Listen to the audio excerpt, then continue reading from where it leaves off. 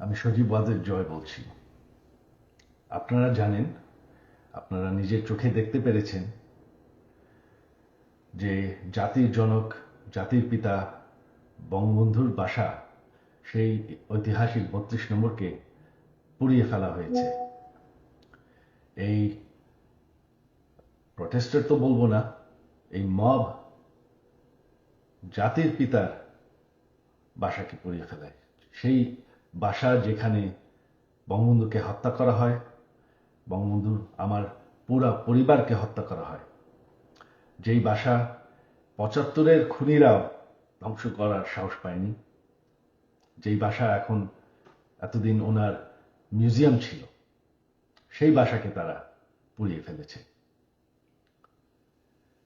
বঙ্গবন্ধু একটি দলীয় বিষয় না, বঙ্গবন্ধু হচ্ছেন জাতির পিতা। বঙ্গবন্ধু না থাকলে আজকে আমরা বাংলাদেশ হতাম না, আজকে আমরা পাকিস্তান হয়ে থাকতাম। আপনারা জানেন, সামনে 15ই আগস্ট, সেই কালো রাত, যেই রাত্রে বঙ্গবন্ধু এবং আমার পরিবারকে হত্যা করা হয়। আমার আহ্বান বাঙালি জাতির কাছে যে আপনারা যদি স্বাধীনতার চেতনায় বিশ্বাস করেন, আপনারা যদি বাংলাদেশকে ভালোবাসেন, আর এই যে বাংলাদেশে বাস করছেন, এটাকে মেনে নেন যে বঙ্গবন্ধু আপনাদেরকে স্বাধীনতা দিয়েছে, আমাদেরকে স্বাধীনতা দিয়েছে।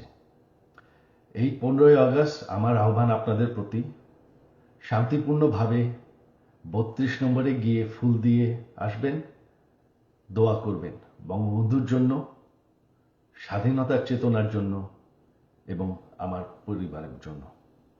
এই হলো আমার আহ্বান আপনাদের প্রতি। ধন্যবাদ। জয় বাংলা, জয় বঙ্গবন্ধু।